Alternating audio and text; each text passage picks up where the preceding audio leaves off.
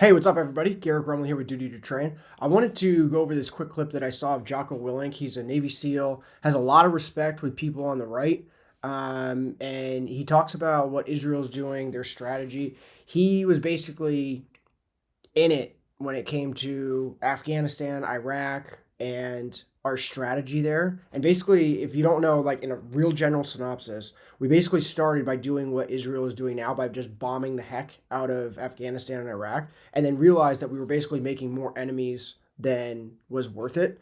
And so we basically had to, it was called winning hearts and minds. Like we had to win hearts and minds, and that was the only way we were ever going to kind of instill the values in the population that we wanted to, and end up being like really kind of an abject failure because we pulled out, and basically both countries are back to where they started. But he was talking about Israel, and I think that this is really useful because a lot of people right now, really on both sides, it's just like this big emotional argument, and I don't know how many people have really listened to somebody talk about the military aspects of what's going on and the pros and cons. So I just want to listen to this real quick and then react. It's I don't know, a couple minutes long, but if you have not listened to Jocko before, he's really really smart. He's a Navy SEAL. I mean, the guy's an absolute monster. He gives leadership seminars all the time, and he's got really good takes on just about pretty much everything. I would probably stop bombing Gaza right now. There's people in tunnels. The enemy's you're not killing bad guys at this juncture with airstrikes. So what you're doing is just destroying. You're destroying the city, and you're giving Hamas opportunities to win the information operations. If I was Emperor of Israel right now, we would be annihilating on the information operations. We would be doing humanitarian missions. We would be showing and doing things that would show the world what our attitude was, and that we weren't the aggressors here, and that we were going to try and do our best. And I would also be showing that to the Palestinians as well. That they need to see, like, oh, there's opportunity out here. And I know that they have, they had work programs where the Palestinians could go out and work in Israel. I would have expanded that. I mean, right now it's really difficult. But, okay, well, if you go through these metal detectors and you show up here and we know who you are, you can go to work out here every day. As a matter of fact, you can live out here. We can set you up. So I would start really trying to take care of the Palestinian people, trying to show them goodwill, trying to take care of the civilians in the highest possible way that I could. And then I would go and execute missions where we eliminate Hamas, and that's what I would do. When you before we started recording, you showed me a video of the aftermath of some strikes on Hamas. It was just a wasteland. And the first thing I thought, whenever I see something like that, is you as somebody who has combat experience as a soldier, you see a landscape like that, knowing that there's tunnels throughout the area and everything. What are you thinking? It's a nightmare, and that's why, like, even again going to the Emperor position, I would not be super excited to roll in there and start hunting for Hamas with my troops. I'm going to take a lot of casualties. I'm going to take a ton of... If we start talking about clearing, what did they say, 300 miles of tunnels is what's broke down there? 300 miles of tunnels. 300 miles of tunnels. This to me turns into siege warfare. And I start doing siege warfare with this overarching idea of benevolence to take care of the civilian populace and show them that we will help. We're here. We want to figure out a peaceful solution to this. We're going to help you out, and we're going to starve and crush Hamas. And you don't want to get starved and crushed? Cool. Come to this location at this time. We'll give you food and water. We'll help you to the best of our ability. We'll give you medical support. We're going to go in. We're going to secure, because I'm not going to secure all of Gaza, but we can secure this area. Now we can have checkpoints going another. We can start normalizing life there. Start showing people the better opportunity that is out there besides the nihilistic Hamas way forward. That's what I would do. I would really, and look, I know that this sucks. And you want to know why I know this sucks? Because when my guys got killed, we had to still continue to work with the civilian populace. We had to go and try and help them build projects out in the city. We had to put our guys at risk to conduct civil affairs operations. And I know it sucks, but that is how you actually get the other side to see your perspective a little bit as well. The reason I think this video is so important is because it shows that Israel seems to be making the exact same mistakes that the US made when we started fighting Afghanistan and Iraq. When we invaded Afghanistan and Iraq, we were just bombing the heck out of everybody. And we didn't care because we got, they attacked us on 9/11, so we were like, go get them. Don't care who it is, just go get them.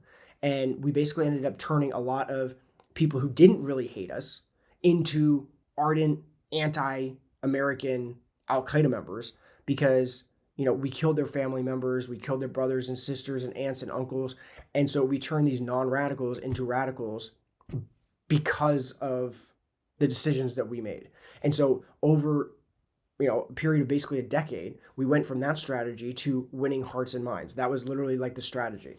And so that's what Jocko was talking about. He had to basically go out into the community and like show these people with his team. He was a Navy SEAL team leader, and he had to show these people, hey, this is like how we can help you. Like, we're better than Al Qaeda. So rather than just bombing the heck out of Al Qaeda and then killing a bunch of people in the process, Jocko was talking about, hey, we had to take injury. Like, we had to put our lives at risk in order to kind of win this informational war, so that people in Afghanistan and people in Iraq saw us as their friends and their allies rather than these people who kill their family members. And so it looks like Israel's making the exact same mistake, and they're bombing Hamas, but in the meantime, in the process, they're killing seems like close to like 10,000 civilians at this point. Like, the numbers, like, it doesn't really matter if it's 5 or 10 or whatever. Like, it's sad either way, and the point still stands. Killing 5,000 people in a city, I mean, you're affecting everybody. And so even if people don't support Hamas, you're turning a lot of non-Hamas supporters into Hamas sympathizers. And if Israel continues to do this over time, it doesn't seem like they're going to really affect Hamas's strength, because right now Hamas is just underground, right? There's really no way to get at them. They're just trying to, I guess, make a point. If Hamas is underground and all they're doing is bombing, they're not really getting at Hamas. And this is like prove. I haven't seen any numbers that show like they've been absolutely devastating Hamas numbers. And so the international community is starting to like go against Israel, and I believe that Israel has a right to defend itself. But I think their strategy right now is piss poor, and it makes sense to me that when Jocko says they basically just have to win the information war, like, that's living in reality. To say that, oh, they just get to do what they want, they can only do that so long, and then people aren't going to support them anymore.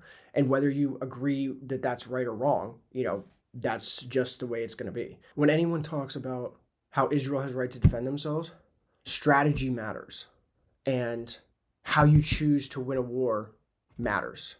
The one caveat on this, I don't mean to be wishy-washy, but things are just going to play out day by day. And if Israel has like a strategy and we don't see it right now, and then down the road, like, they're really making like serious inroads, then, a lot of people, myself included, are gonna be like, hey, your strategy was good. I didn't see that. Like, I was wrong. But it doesn't seem like they're making devastating effects on Hamas. And if they're killing all these innocent people and not destroying Hamas in the meantime, they're just creating more and more Hamas members. So at the end of the day, if you kill one Hamas member, but then you create 5, like, you're not winning the war. You're losing. And it seems like that's what Israel's doing.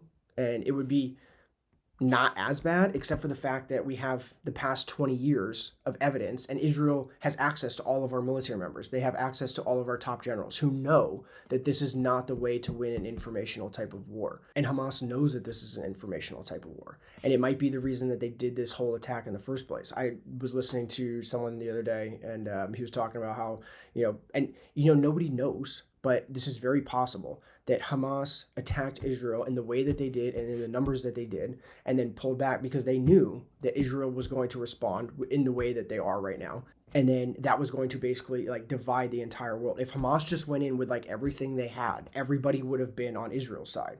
But they like did a quick attack, came back. Now Israel's killing a bunch of civilians, trying to get after Hamas, and it's basically galvanizing the entire world. And now there's basically massive amounts of numbers of support for Hamas, and there's lots of support for Israel, but it's not as easy of a decision as it would have been if Hamas had just gone in and just attacked Israel like full out, like, hey, we're just going to keep going and going and going. Everyone been like, hey, do what you got to do because, they're trying to invade your homeland. Like, this is completely uncalled for. But since they kind of went in, killed 1,300 people, came out, and now Israel is, I guess, seems to have killed anywhere between like 5,000 and 10,000 people. Now it's like a debate, and I'm not arguing whether or not it should be. I'm talking about the reality is that it has become a debate, and that might have been Hamas's entire reason for doing this in the first place. Is if they wanted like kind of a greater war, they had to make sure that the entire world wasn't with them in the beginning. And now it kind of seems like it's 50-50. There's so many people who are basically even like pro Hamas that it's, it's pretty wild. But if Israel was taking the strategy that Jocko is talking about and, basically doing siege warfare, it would be a different conversation. But it seems like Israel's just like, hey, we're just going to bomb the heck out of you. And that's just a mistake that America made. It didn't end up winning hearts and minds. We had to completely reform our strategy before we kind of started to get anywhere. So anyway, that was something that I saw the other day that I thought was really interesting. Kind of shows what is going on. And it'll be interesting to see how this plays out, because it'll just be like another piece of history that we can look back on and say, what happens when you invade a country, like blow the heck out of it and piss off everybody in the civilian population, create more terrorists. That's this historical proof so far. And it'll be interesting to see if Israel basically just increases the size of their enemy rather than decreases it by kind of these ineffective missile strikes. So until next time, stay safe, live free. If you have plans for Thanksgiving, if you are celebrating Thanksgiving, I hope you have a great Thanksgiving. And I'll create a video tomorrow. I'm doing a gun video. So I'll see you then. Take care.